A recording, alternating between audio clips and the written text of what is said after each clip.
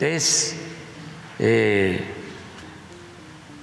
un hecho, se puede probar de que el Poder Judicial, casi en su totalidad, de arriba a abajo, está podrido. Que no le guste a él que el Poder Judicial sea el contrapeso es un problema de él. Sí, sin duda. Y que quiera hacer una reforma para regresar a épocas donde no había contrapesos, a mí me parece más preocupante. De 1814 a la fecha, y ya son más de 2 siglos, nunca en la historia de México se ha registrado un enfrentamiento semejante entre gobierno y Poder Judicial. De manera que estamos en algo que no tiene precedentes en la historia política y constitucional del país. Ahora, están atacando todos los días a la Corte, eso es un hecho, y ya se abrió la campaña en contra de la Corte. Ya no es solamente el presidente, sino todos los que quieren quedar bien con el presidente están atacando a la Corte. Todas sus obras prioritarias las convirtió de un decretazo en obras de seguridad nacional, es decir, en secreto de Estado. ¿Quiere el presidente Andrés Manuel López Obrador acabar con la división de poderes en México? Ha declarado una guerra al Poder Judicial con el propósito de convertirse él y solo él en fuente única de poder y perpetuarse en él indefinidamente. Está bajo acecho la Suprema Corte de Justicia de la Nación con el propósito de nulificarla para hacer de la Constitución y su cumplimiento una simulación. Escuchamos constantemente este tipo de señalamientos en medios de comunicación nacionales, internacionales, frente al debate que se ha abierto en México sobre el comportamiento, las decisiones y estructura de uno de los poderes de la nación que juzga a ciudadanos y dice verificar y calificar el cumplimiento de la ley sin rendir cuentas a nadie.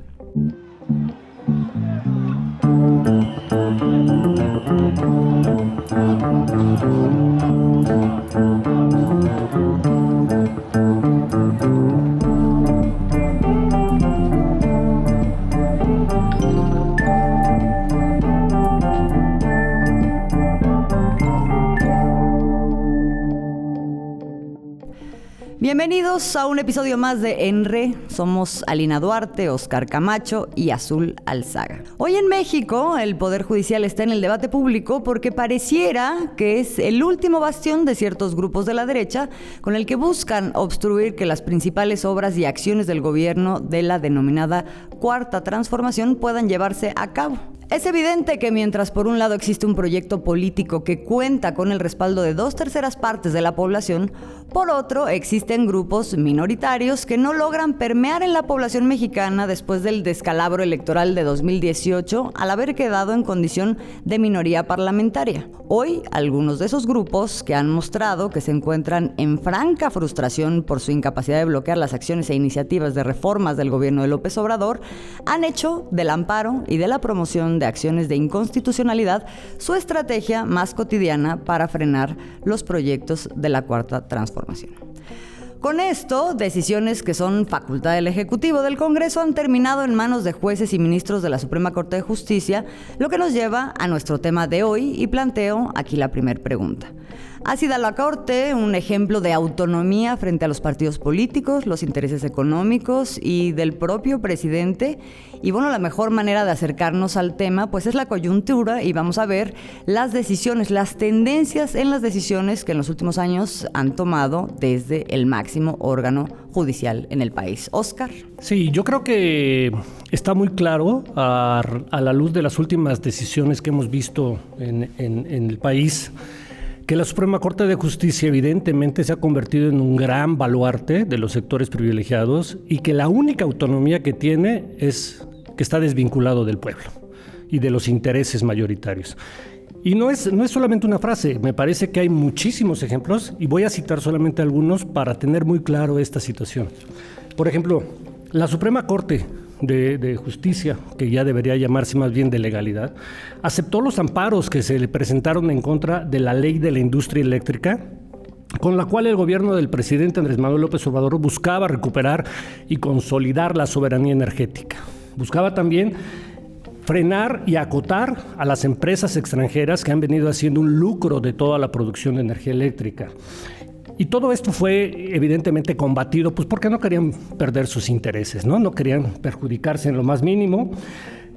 Luego de eso también tenemos la ley de inconstitucionalidad de lo que se ha llamado el Plan B electoral, en la que el gobierno federal lo que buscaba era que en el INE y en todo lo que son los organismos que organizan las elecciones se apegaran a la austeridad, tuvieran salarios republicanos, no los salarios que están considerados unos privilegios, unos excesos verdaderamente en el país, pero además buscaba que se respetara también el voto, buscaba acotar todas las posibilidades para que no hubiera ningún fraude y para que toda la gente que controla el Instituto Nacional Electoral no hiciera lo que quisiera con la voluntad popular. Bueno, la Corte también se opuso a ello, ¿no?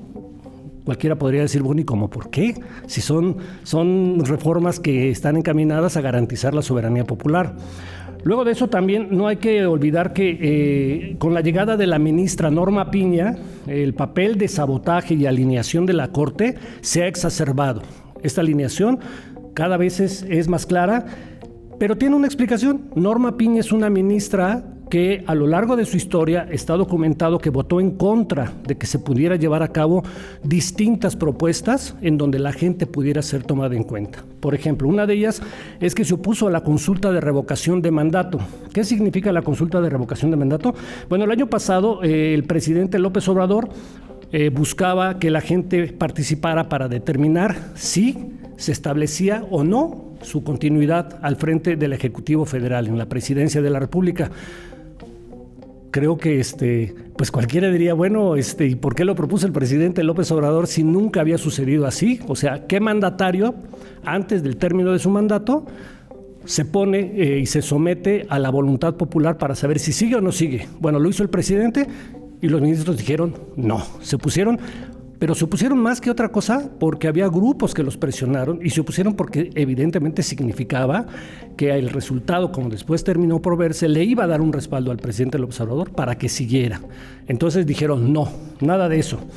También tenemos que desde su llegada, por ejemplo, la ministra Norma Piña, que se ha mostrado además renuente a aceptar cualquier crítica y escuchar cualquier sugerencia de la gente, fue una ministra que protegió los intereses de un personaje que se llama Genaro García Luna. ¿Quién es Genaro García Luna? Bueno, Genaro García Luna fue el brazo derecho del expresidente Felipe Calderón, fue secretario de Seguridad Pública y desde la presidencia de la República, con Felipe Calderón y él como secretario, se pusieron al frente de los carteles del narcotráfico en este país.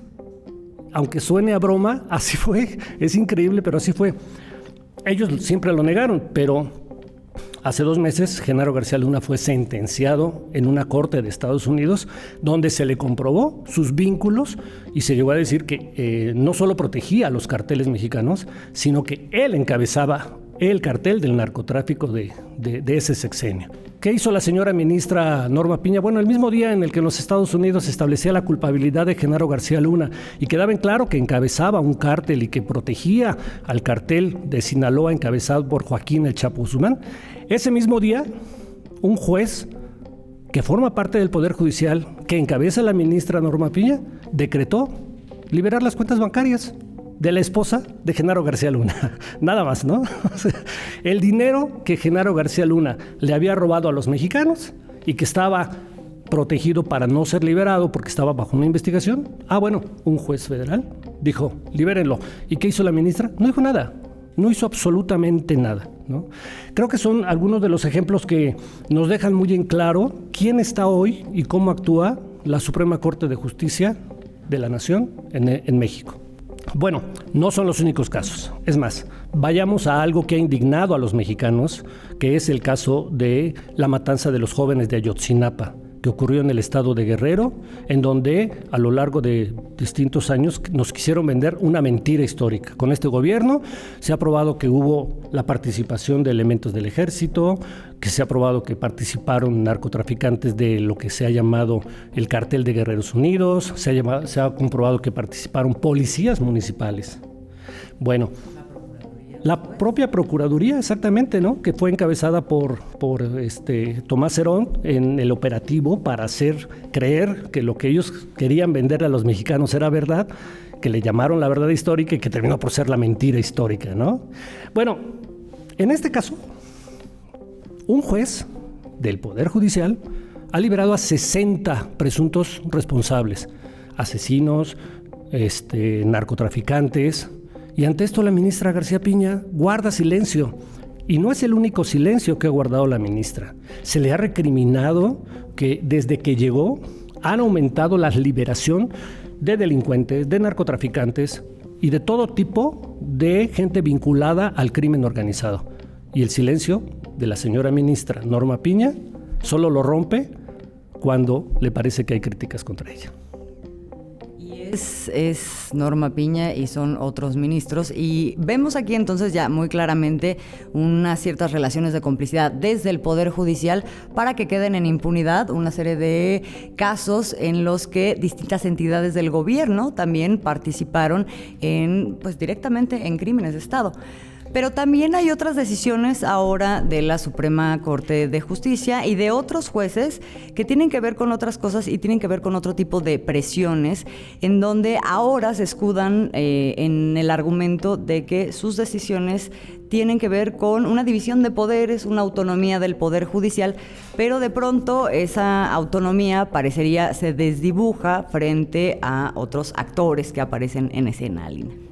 Pues mira, yo creo que aquí hay varias cosas, ¿no? En cualquier democracia tendríamos que asumir que debe existir el derecho pleno de argumentar tanto a favor e en contra de cualquier proyecto, sea grande, pequeño, que todos, ¿no? Tendríamos que asumir que se tiene que consultar a los pueblos originarios y sus intereses, ¿no? Se tienen que priorizar. Sin embargo, hay que ser de tremenda inocencia hoy en día en México para creer que personas como Claudio X González le interesan los pueblos originarios, el medio ambiente, el feminismo, los derechos humanos, la libertad de expresión o cualquier bandera que le lleguen a prestar para pasar, ¿no? De una finta de progre, buena onda.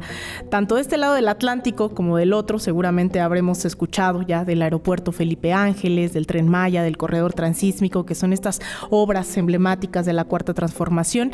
Bueno, pues también habrán oído hablar o no de este personaje del que vamos a hablar, Claudio X González. Es un poco nuestro intento de Juan Guaidó, o tal vez en España, ¿no? Un mezclado con Iván Espinosa de los Monteros, y si no, pues le daremos un poco de promoción aquí. Vamos a escuchar que estos grupos autoritarios entran por la puerta de la democracia y una vez que están adentro quieren cerrar la puerta. Es correcto, ¿no? O apagar la luz, como la quieras, ¿no? Es decir, prenden la luz para llegar y nada más llegan, quieren apagar la luz o cerrar la puerta. Entonces, en ese sentido, este es un fenómeno que está sucediendo en Latinoamérica, en Europa, en Asia, en distintos lugares del mundo, y es menester pararlo aquí en México. Está bajo asedio nuestra democracia por un autoritario, digamos, de cajón, así, de libro de texto, es el autoritarismo del presidente de México, o el que pretende.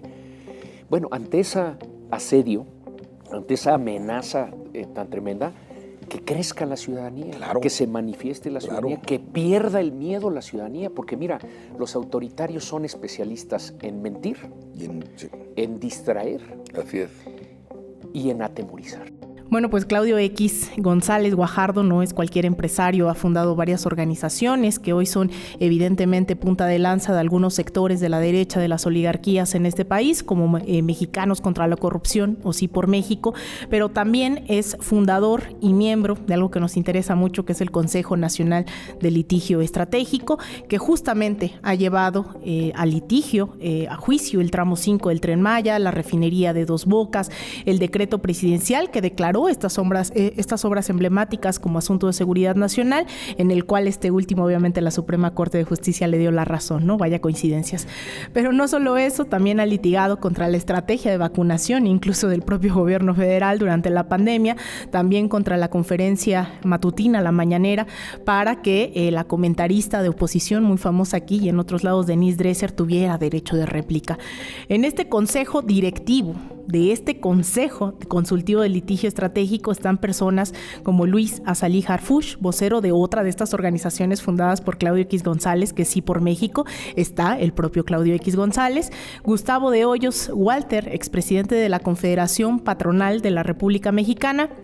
También hay personajes como el mismo Fernando Gómez Montt, exsecretario de Gobernación durante el gobierno de Felipe Calderón y también asesor del gobierno de Ernesto Zedillo aquí en México, y también entre otros está nada más y nada menos que Lía Limón, alcaldesa de aquí de la Álvaro Obregón en la Ciudad de México, ciudad que aspira a gobernar próximamente, con posibilidades creo que nulas, ¿no? Ella fue también integrante del gabinete del expresidente Enrique Peña Nieto, donde se desempeñó como subsecretaria de Asuntos Jurídicos y Derechos Humanos de la Secretaría de Gobernación. Y para quienes están también del otro lado del continente, dejaría este dato de la revista Contralínea, que mostró hace unas semanas que una de las organizaciones de Claudio X González, Mexicanos contra la Corrupción, reportó ingresos por un total de casi 172 millones de pesos en la primera mitad del sexenio de Andrés Manuel López Obrador, lo cual es equivalente aproximadamente a 3 millones de dólares. Esos 3 millones de dólares fueron donados nada más y nada menos que por la Embajada de Estados Unidos aquí en México. El resto de las donaciones, que no son menores, son 122 millones, casi 123 millones de pesos, equivalentes a 7 millones de dólares, corresponde al financiamiento otorgado por varios empresarios, adversarios evidentemente y claramente en contra de la Cuarta Transformación, pues contraria a esta imagen que desde los medios nos venden. Claudio X González, como podemos ver, no necesariamente es un empresario exitoso y hombre forjado a sí mismo. El origen de su poder es influencia y notoriedad, no básicamente no basado en sus logros, sino en su apellido. Vale hacer un paréntesis con su padre también llamado Claudio X González, es el que para muchos desde atrás de bambalinas movió los hilos durante décadas para lograr los cambios institucionales que permitieron la imposición de la agenda neoliberal en nuestro país.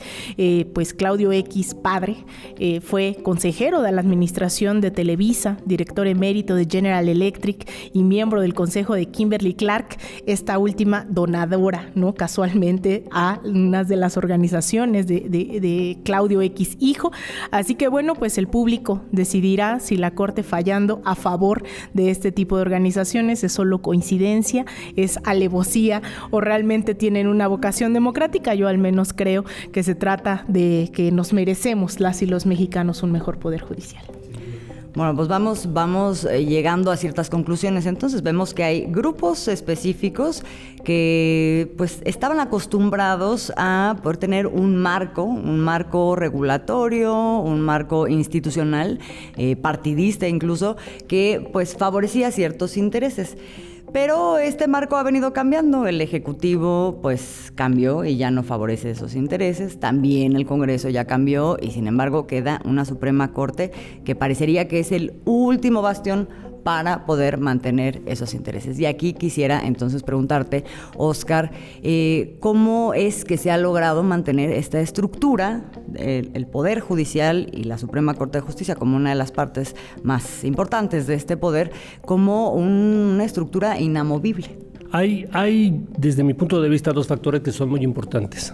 El primero es porque creo que en sexenios anteriores la planificación para que la Corte se mantuviera, no fue casual que fuera transeccional su elección de estos ministros. Yo creo que estaba prevista para que si había un cambio de gobierno, no llegara ese gobierno y dijera, hasta aquí vamos a cambiarlo, ¿no? Entonces, se mantenían los mismos intereses que están representados en los ministros un sexenio tras otro. La segunda, creo que tiene que ver con que este gobierno ha buscado, dentro de todo lo que es el proyecto político, establecer una verdadera y real separación de poderes. Y a pesar de toda la embestida que ha tenido la Corte en contra de los proyectos del Ejecutivo, del otro lado ha habido un respeto absoluto. O sea, si el presidente Andrés Manuel López Obrador ya hubiera querido, en un momento determinado, tomar la decisión de sustituir esta Corte, tiene las facultades legales para hacerlas, pero no lo ha hecho. Ha pedido, ha buscado que la misma Corte recapacite y tome una distinta posición de cara ante las iniciativas populares, pero no lo han hecho. También tiene que ver de la manera como son electas. Si quieren, veamos una pequeña cápsula para entender la formalidad de cómo llegan los ministros y ahorita vemos otras perlitas que son muy importantes para ejemplificar quiénes están hoy al frente de la Suprema Corte. ¿Cómo se elige a los ministros de la Suprema Corte de Justicia de la Nación? El presidente de la República envía una terna al Senado por cada asiento vacante. Los senadores, después de entrevistar a los candidatos de esa terna, mediante acuerdos políticos entre partidos, entre fracciones parlamentarias, votan con el voto de las 2/3 partes de los miembros presentes a quien será la o el próximo ministra o ministro. Hay un dato interesante, es la Suprema Corte de Justicia, esta que así se vota, la que le propone otra vez al Senado a los candidatos en ternas para ser magistrados de la Sala Superior del Tribunal Electoral del Poder Judicial de la Federación. Esto es, los dos órganos jurisdiccionales más importantes y máxima autoridad en la materia constitucional y de derechos políticos en México se eligen con criterios políticos.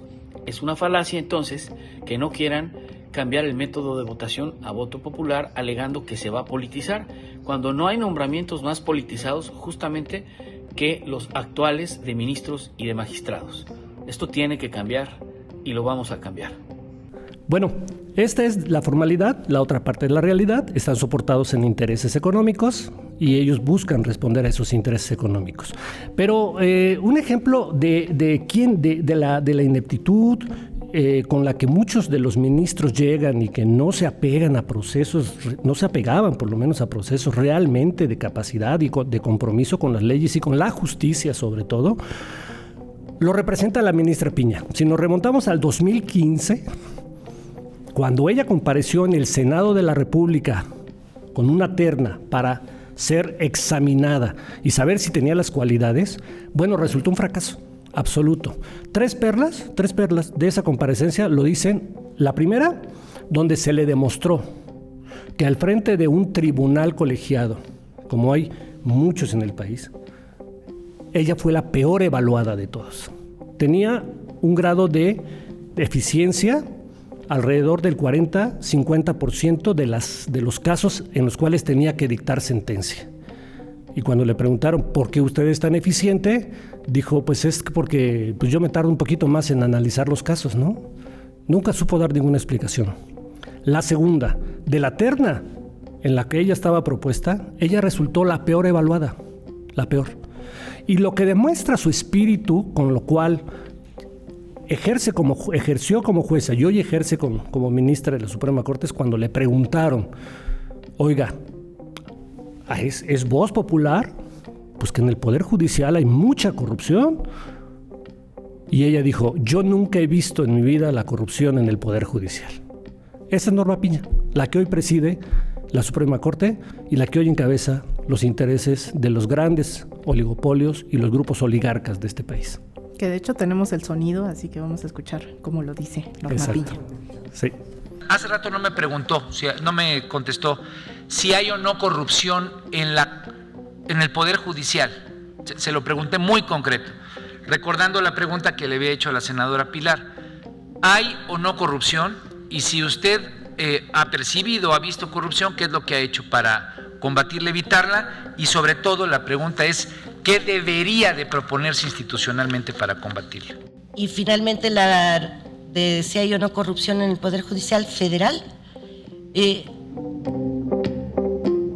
Yo le puedo decir que no puedo hablar de algo que yo, en lo personal, no he tenido conocimiento.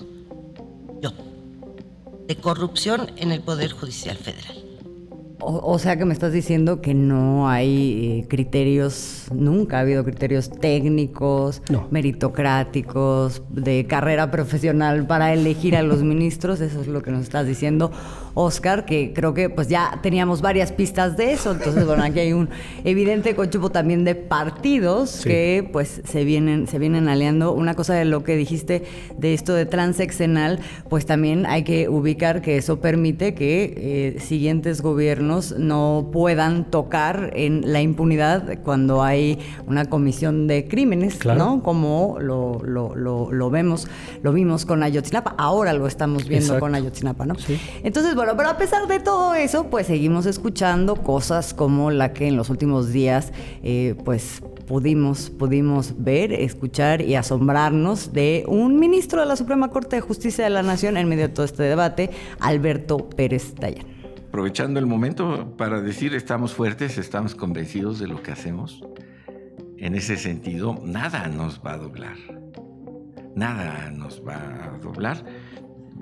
Se lo he dicho a todos, el día que la Constitución cambie y diga otras cosas, haremos que esas otras cosas se cumplan. Pero mientras no estén, haremos que se cumplan las que están, a costa de lo que sea. Si después de todo lo que sucede me voy a ir a vender tamales, ahí les mando el menú.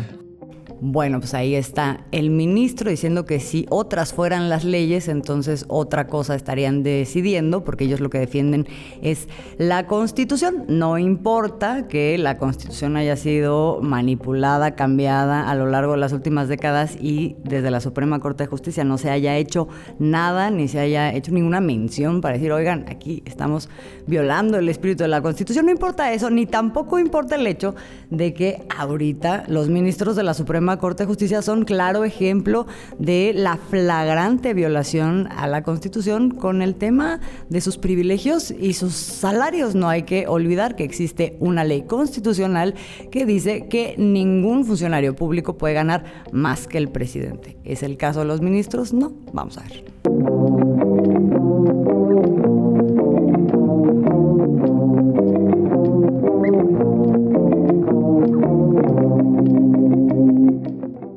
Los privilegios de los que gozan los miembros del Poder Judicial en México no son ningún secreto. Sin embargo, nunca hasta ahora había sido tan público y con tanto detalle hasta donde alcanzan.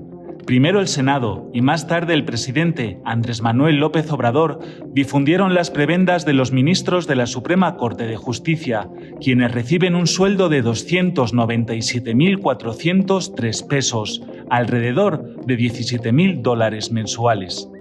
Miren,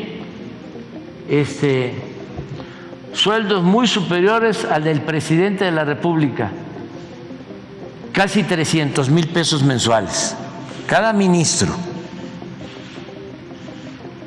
Yo gano la mitad de eso. Aguinaldos de 586,000 pesos, primas vacacionales de 95,000, un fondo para comer en restaurantes de lujo por 723,000 pesos anuales, un presupuesto de 5,5 millones de pesos para contratar personal, vehículos blindados y pagos de gasolina y peajes, seguros para autos y casas habitación, seguro de gastos médicos para jueces y su familia nuclear por 30 millones de pesos en adelante, seguro de vida institucional por 12 millones de pesos y una pensión vitalicia con casi la totalidad de su sueldo cuando se retiren, son las principales prerrogativas de una interminable lista percibida por muchos como una suma de excesos. Por último, y como si no fuera suficiente, el Poder Judicial suma en 14 fideicomisos recursos por más de 20,000 millones de pesos que se utilizan principalmente para mantener estas prestaciones de por vida.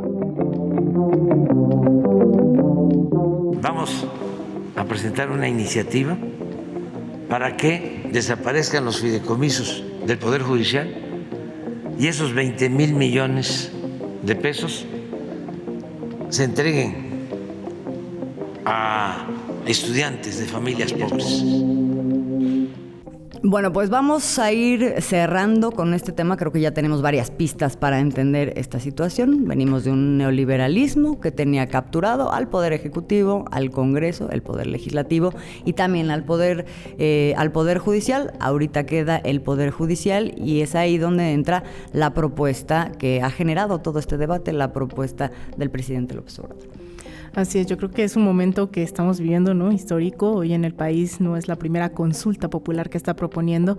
Partimos de la idea de que ya en este sexenio se han propuesto 2 consultas populares, una de ellas mejor conocida, como ya lo decía Óscar, el llamado también juicio expresidentes, ¿no? Por un lado está el referéndum revocatorio, pero el juicio expresidentes, que es como lo conocíamos, que era pues justamente hacer primero un recuento, un ejercicio de memoria histórica sobre qué había ocurrido y de por qué el pueblo mexicano pedía que se sometiera a juicio tanto a Enrique Peña Nieto, a Felipe Calderón y a otros tantos ampones. Fue la Suprema Corte quien justamente obstaculizó la claridad de esta consulta, más allá de los órganos incluso también electorales, que en vez de promover, bloqueaban estas iniciativas y estaban tratando no solo de deslegitimarla, sino bloquearla abiertamente. Esta Suprema Corte quedó una pregunta sumamente confusa para la población mexicana. Decía, ¿estás de acuerdo o no en que se lleven a juicio a cabo las acciones pertinentes con apego al marco constitucional y legal para emprender un proceso de esclarecimiento de las decisiones políticas tomadas? Y voy a la mitad de la pregunta, ¿no? Entonces, con esa pregunta, aún así, millones de personas salieron a votar. La segunda consulta ya hace referencia, Óscar, sobre este referéndum formalmente revocatorio que se realizó un año después, el 10 de abril del año pasado, 2022. ¿Estás de acuerdo en que Andrés Manuel López Obrador, presidente de los Estados Unidos mexicanos, se le revoque el mandato por pérdida de confianza o que siga en la presidencia de la República hasta que termine su periodo? Y bueno, en este contexto que ya vamos arrancados con las consultas populares y mezclado con este debate sobre las elecciones, posibles elecciones judiciales, es que surge esta propuesta directamente del presidente. Es a través de esta conferencia matutina que lanza este dardo, ¿no? de cómo democratizamos el Poder Judicial, que pues insiste, ¿no? en que el pueblo es el que tiene que participar, pero vamos a escuchar cómo lo propuso. Sostenemos que el pueblo tiene que participar en estas decisiones, que la política es asunto de todos. También podamos argumentar de la importancia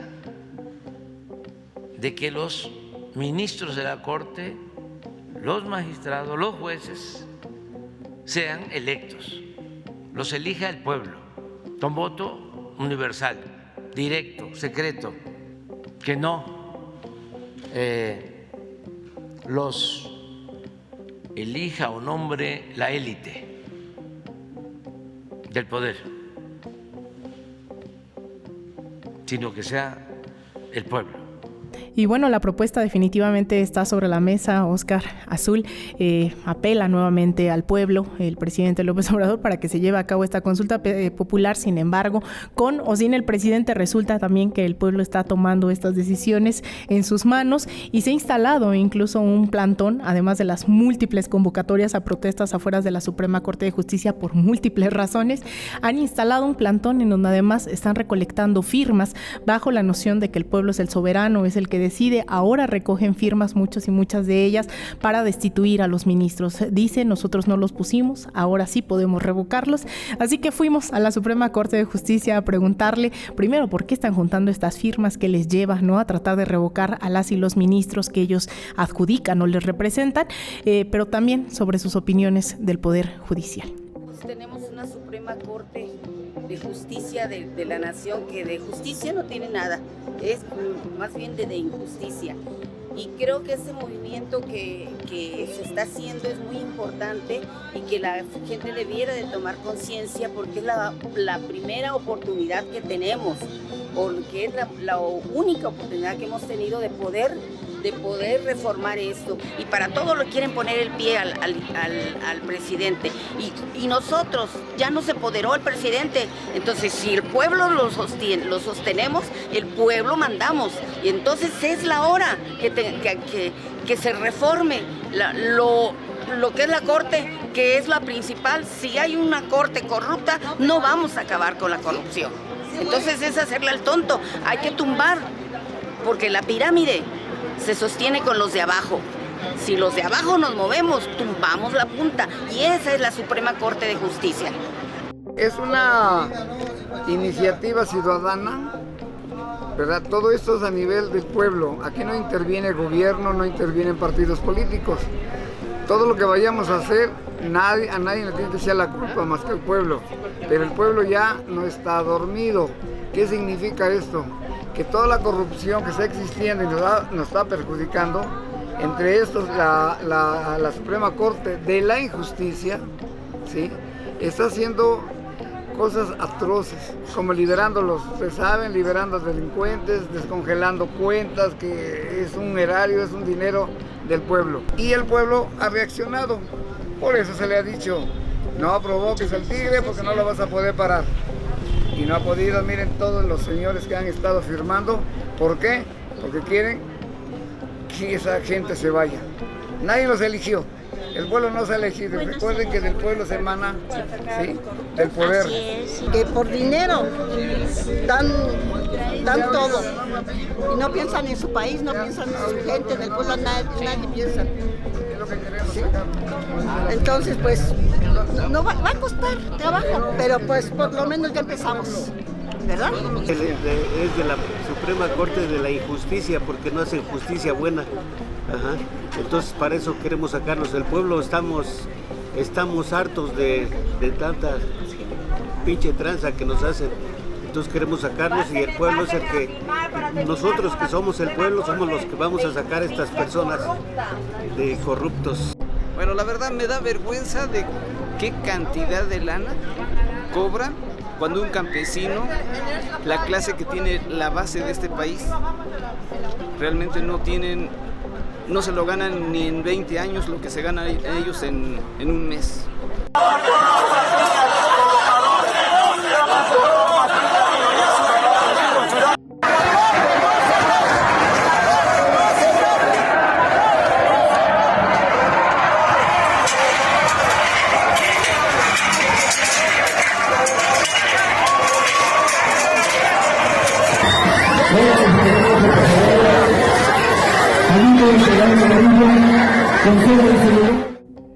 Bueno, como vemos, está en completa ebullición total este tema del Poder Judicial y además, ¿no?, reiterar esta parte de que hace unas décadas ni siquiera teníamos una consulta popular. La primera se llevó a cabo a nivel nacional durante este sexenio y estamos viendo que ha desencadenado dentro de la vida pública de este país. Gente tomando esas herramientas propuestas desde el Ejecutivo, ¿no?, que puede sonar muy paradójico, pero todas estas consultas se han propuesto desde esa palestra.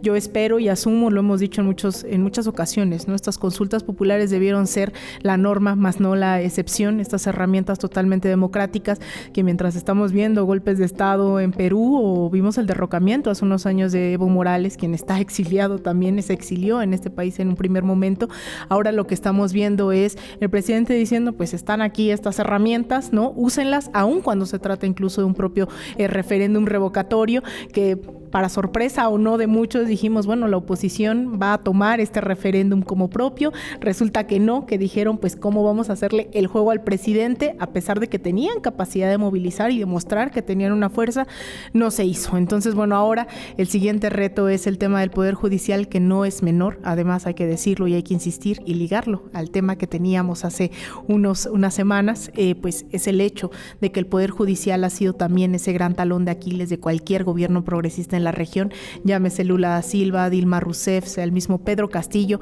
Hay varias fases y caras de ese lawfare del que ya estuvimos desglosando y que también nos faltó bastante tiempo, así que pues me alegra en demasía saber que hoy en México no solamente se está tocando el tema del Poder Judicial porque sí, sino también se está hablando de su democratización. A mí, si me permiten más un pequeño comentario, Alina Azul, es desde mi punto de vista la más grande revolución en materia de leyes que se puede aplicar al sistema judicial, la propuesta hoy de que se elijan a los jueces. Y es la que ha propuesto el presidente López Obrador. Y vamos a ver de participación ciudadana. Y en materia de participación ciudadana, claro, porque habíamos venido avanzando en la participación directa de los ciudadanos. Exacto. En cosas que antes no se les tomaban en cuenta. Pero exacto. Eso es inédito para México, pero es inédito en muchos lugares de América Latina y del mundo. Entonces, bueno, pues desde luego se abre un gran horizonte de discusión en el que pues está considerada por primera vez la población. Esa es una cosa muy feliz que ahora estamos celebrando